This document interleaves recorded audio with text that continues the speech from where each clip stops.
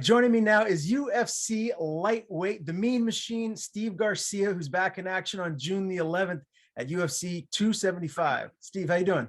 I'm doing great, man. You might hear some birds and some different animals chirping. I'm here at the zoo right now. It's my son's second birthday, so I brought him. But had to come and talk to you for a second. Oh man, I appreciate the time. Look at you being a good dad, taking your son out to the zoo. What is he? What are you guys both excited to see at the zoo today? Is there something in particular? They just did like a penguin like exhibit here within the last like year and stuff. So like those are like his favorite. So it's swimming around and he just stares at them. He loves them. So I don't know if you fully understand what's going on, but he loves them. So that's like probably his number one. And then I mean I love all the animals at the zoo. So I'm a big animal guy too. But he likes the polar bears. He likes some of that stuff. We're all excited to be here anyway. So Very cool. um, yeah. I'm a big animal lover myself, so I'm right there with you. And I won't take up too much of your time today. I know it's an important day there with your son. We're going to get into this upcoming fight at UFC 275 soon. But first, I wanted to recap your most recent fight, October of last year, round two grounded pound win over Charlie Ontiveros. And that was your first official UFC win. Just first tell me, man, how good did that feel? Oh man, it felt amazing. I actually felt like once you win in the octagon, like you felt like you belong there. So I felt like I finally arrived. I felt like everybody got to see like that I'm the real deal. I'm here and I'm gonna put on the best performances I can every time I step in there. So I hope everybody enjoyed it, like I enjoyed it. Um, just just couldn't wait for the next one. So we got one here coming up soon. What did you and your team take from that win over Charlie? Is there something in particular that maybe you can fine tune and make yourself an even better mixed martial artist here moving forward? Oh, there's so much we could have took from it, and it's always good that like we have multiple options. I've always had like wrestling in my back pocket. People really haven't seen me wrestle, so I was able to use that. So I'm happy I had that in my bag, but I wanted my wrestling to be a little bit more cleaner. So we cleaned up some different things. Just trying to figure out like we just worked within the kicking range a little bit better so that we're better in that range. Hats off to Charlie Taveros for being such a great striker. His kicks were so fast.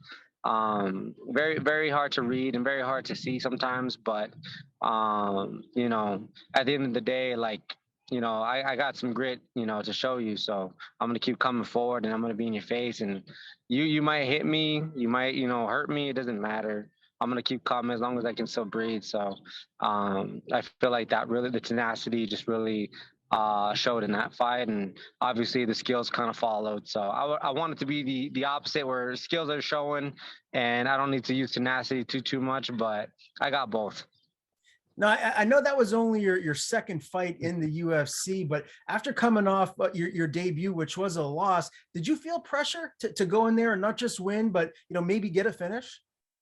I felt pressure always to win, but I absolutely felt pressured because I wanted people to see that like I wasn't just like this guy they brought in and hoped it'd work out. Like I'm like, no, I belong here. So fighting Pena on a 4 day notice was a bit of a challenge. So I went in with a different mindset when I fought Pena. Like I was just going for broke really, and I had nothing to lose and everything to gain. So that's kind of the mentality I had. But like fighting Ontiveros, like it kind of went back to like how I normally fight every other opponent that I have. It's just you go in there and you follow the game plan as best possible, and if things happen, of course you make adjustments accordingly. So it was a lot better. It was a lot better to fight Ontiveros and not have to really worry about, is my cardio going to hold up, is my chin going to hold up, or you know just all these questions that you always like ask yourself when in the first fight. You kind of have those questions. You're like, yeah, this guy, I'm actually like an underdog, I'm supposed to lose and all this stuff. It just, the mindset's a little bit different. Now, I know you've been fighting at a very high level for a while now, regardless of if you're in the UFC or not. But I'm curious because people talk about octagon jitters. Did you feel that for the first time? Was it any different? You don't really have octagon jitters, but it's like they say, some people say ring rust is real, ring rust isn't real. You know, at the beginning, it's a little unfamiliar. So like, if you want to call that ring rust, it is. But like, you obviously remember, and you know the feelings, and it all comes back. Some people, I guess, it doesn't come back right away. For me, you know, obviously the first couple minutes of my last fight was a little unfamiliar. You know what I mean? So it took me a second. Once I figured it out, once it kind of came back, I'm like, all right, this is my realm. This is, you know, home away from home, and this is where I belong. This is what I do. Tell me a little bit about how this camp has been. You're at one of the best gyms in the world, Jackson Wink MMA. Who's been around you specifically for training partners this time? Honestly, it's I feel like we've had an extended camp. It's I was supposed to fight. I think it was April 28th against Demir Hadzovic, and literally like 6 weeks into my camp, they told me that he had visa issues and all that stuff. So I was on standby. A lot of people were booked, and so now they gave me this guy, and I had to extend a little bit to June. So I got like another 5 or 6 weeks to go. So it's been a really long camp, and I'm excited, you know, to finally have a day, to have an opponent, and just be able to have a for sure target to hit. But with that being said, like I've, you know, I don't want to wear out my body too much. So I've been very selective on who I'm going with. I've been very cautious on how much I'm pushing, because when I'm in camp, like I'm all in. You know, I'm, you know, hitting 3 to 5 sessions a day. Uh, so you know, I'm helping other fighters get ready for their fights as well. But you know, I have a couple of buddies in mind that I work out with. You'll see soon. His name's Josh Streaker. He's one of my like good buddies, and he's honestly on his way up too. So we grind each other out to like make each other better. And on top of that, like he tells me like what's working, I tell him what's not working, and we go back and forth. And then I got my buddy Coop. I got you know, and then like I'm helping Holly with her upcoming bout. I think May 21st, and then um, you know, we just have a lot of guys in the gym, a lot of up and coming dudes that are very strong, and you know, I'm excited to see them, you know, get on a big platform and fight as well. But those are the guys that are behind the scenes, you know, and they're helping me. So I can't wait to go and help them, and I want them to fulfill their dreams and their goals. You know, we can all be, you know, successful together. Let me ask you about one of those guys, someone I've been interviewing for a while, Damon Blackshear. How Yeah, long do you think until he's going to be in the UFC? I think he's got to be he, right around the corner, right? he's knocking on the door. He's knocking on the door. He's another good guy that I like going with. His grappling's really good. His striking's getting better every single day. He has great striking, anyways. Yeah, Damon's he's a good addition to the team. I'm happy he joined the team. And I honestly, I think that he might be a fight, you know, too late. Like they should have had him like a fight or two ago. But I think he has a title defense here pretty soon. I'm hoping that they'll get him in the contender series or something. You know, he should be at a fighting at a high level, because he is a high level fighter.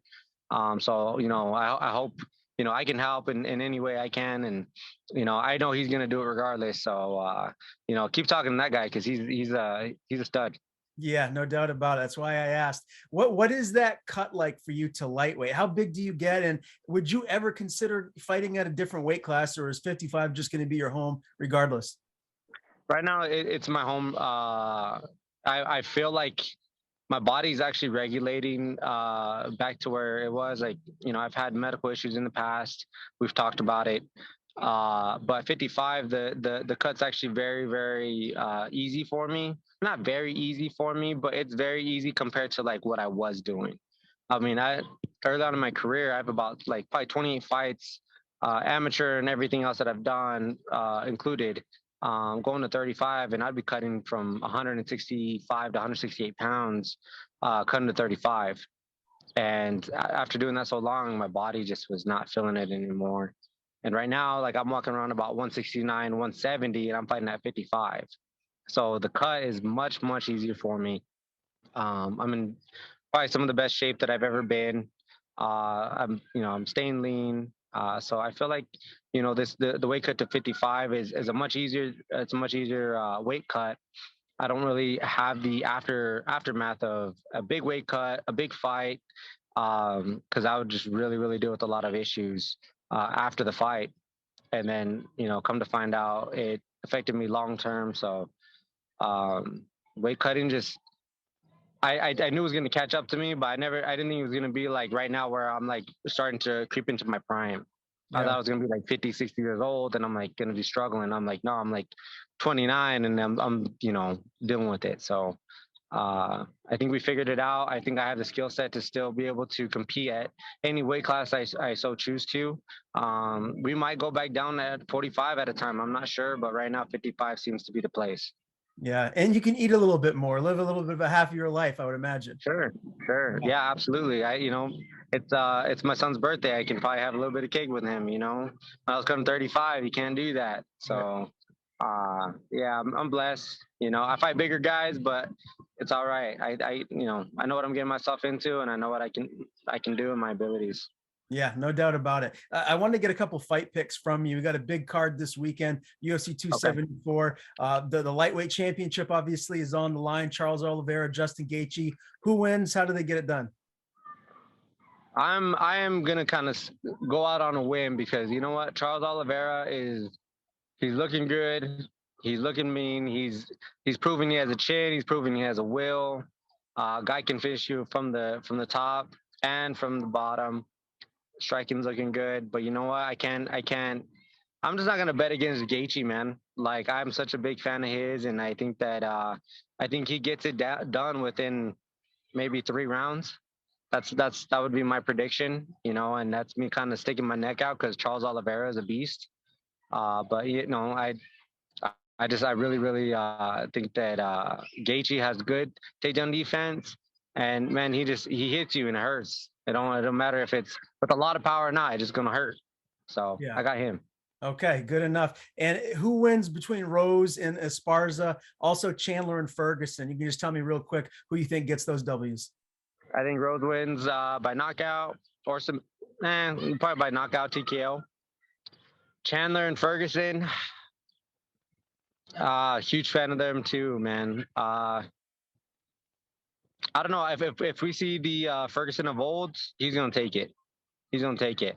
But his it hasn't been looking that great for him lately.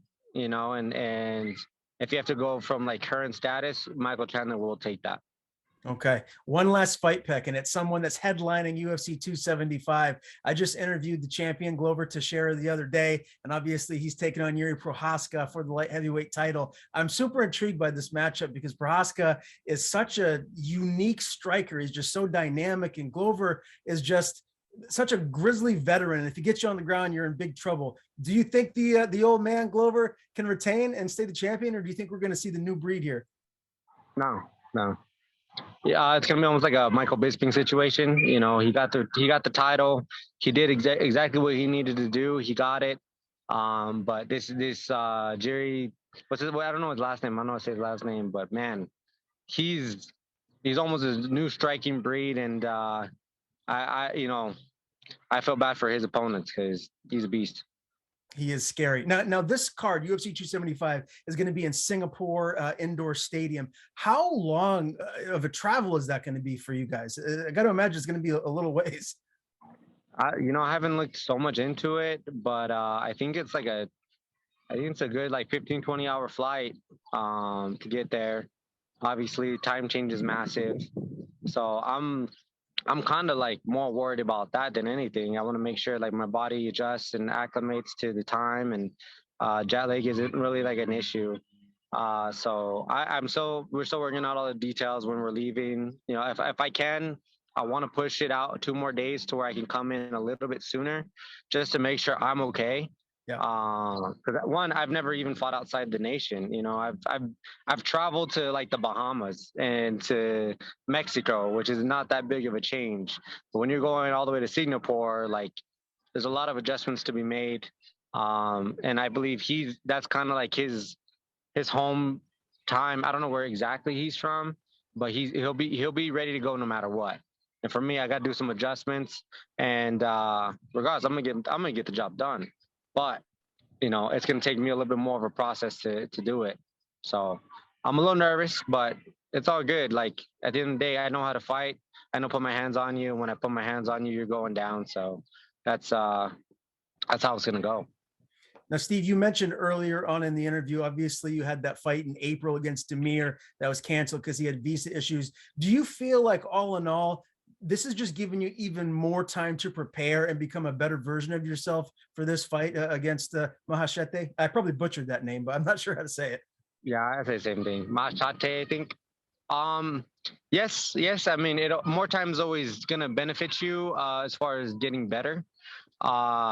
Definitely, but I feel like just the adjustment and the movement to 55 has made me a better MMA fighter anyways, because at 35 and 45, I was able to use my length, my range, along, with my grappling and my IQ and all that stuff like that. But when you're fighting bigger guys, you know what I mean? They're able to take, a bit of a shot on the chin a little better. They're stronger. So I have to make sure that I'm more well-rounded than I ever have been. And that's one thing that like I feel like it was a blessing going to 55, is because I wasn't working on things that I'm working on now. And now I feel like I'm completing I'm running out my game. I feel much stronger on my wrestling. I feel much stronger on my grappling, along with my striking. You know what I mean? Before it was like I got good takedown defense. I can get up and have good striking. I feel like I have that plus more at 55. What did you think of your opponent's Contender Series fight? This will be his UFC debut, Contender Series. He had a UD win. Were you impressed? I was impressed by the fact that like he was able to hang in there, and he found a way to just stick it out. And then by the third round, he was fine. He was feeling himself. He was. You could see it in there, and that's one thing that like I know with this guy, you cannot let him find his groove. I do think he's still a bit green.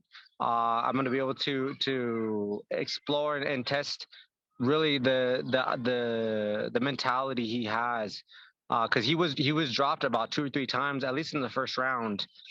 But I just don't know if that was on his doing. I mean, obviously, like you're trying to survive, but his opponent that he was fighting, he would hurt him and then go directly into a clinch. And to me, when you're a finisher, you do not do that. Like if you have someone hurt, you stay on them, but you make sure to keep distance, and you're gonna have to put it on them, um, especially in their vulnerability state. So I felt like his opponent did the wrong things and he did the right things, which allowed the fight to continue to go on. And then by the second and third, and the opponent was very, very explosive. So you spend a lot of energy doing that. So I felt like everything just tilted in Maheshate's favor. Like the fight's not gonna go that way when you're in the cage with me. Even if like you hurt me, like I'm still in your face. I'm still gonna be coming forward, and I'm gonna try to hurt you no matter what. I'm gonna figure it out. So I'm very curious to see how he's gonna handle it. But at the end of the day, it doesn't matter. Like I'm going to win. Like there's no questions. It's just period. That's it. You know. Do you feel like your biggest advantage in this fight is just your durability and your veteranship, like the fact that you've been around the game for so long, you have so much experience? I feel like that alone is enough, but no, I feel like my striking's better than his. I feel like my grappling's better than his. I feel like my wrestling's better than his. Because he's durable too. You know what I mean? I think I'm more durable than he is. But yeah, I mean, it's just I feel like me being a veteran is gonna show more. My IQ is gonna show more. But he's young. He's just a young bull, man. He wants to come, make a statement, show why he's there. I've been that guy. I was that guy, many fights ago. I was him, and I won. Against better guys that I was supposed to lose to. So there's no way of underestimating this guy. You got to take it like he's one of the top 10 fighters in the world. So that's how I treat it. But in my head, like that's what I see. I have my confidence and I believe in it. And I think that June 11th we get the job done. And I'm going to look for the finish in any way I can. I love your mindset. So give me an official prediction. How do you get it done? How do you get your hand raised? I don't know what round, but it's going to be a TKO stoppage. I don't know what round, but I'll find it. Can't wait, It'll man. be a TKO session. Yeah, man. I'm excited to do it. June 11th, Steve Garcia back in action at UFC 275. A pleasure interviewing you for the first time, man. Before I let you go, I want to give you the floor. Tell people where to follow you on social media. And if you have anyone to thank, the floor is yours. Oh yeah, man, absolutely. Come and follow me on Instagram. Moon Machine 505. I have a Facebook, but like you know, I think everybody's Instagramming nowadays. So come check me out. I always want to give God his praise. Like I will always give him his praise no matter where I'm at because, he's changed my life. He's helped me be a better person. He's blessed me in so many different ways. I'm here talking to people like you, telling what I'm gonna do in the UFC. Like not many people get that, so I'm so grateful for that. Of course, my coaches and my teammates, my beautiful wife, my kids. They're my motivators too, and I'm gonna provide for them, and I'm gonna make sure that they're taken care of, and I'm gonna do everything in my power to do that. And I appreciate you having me on.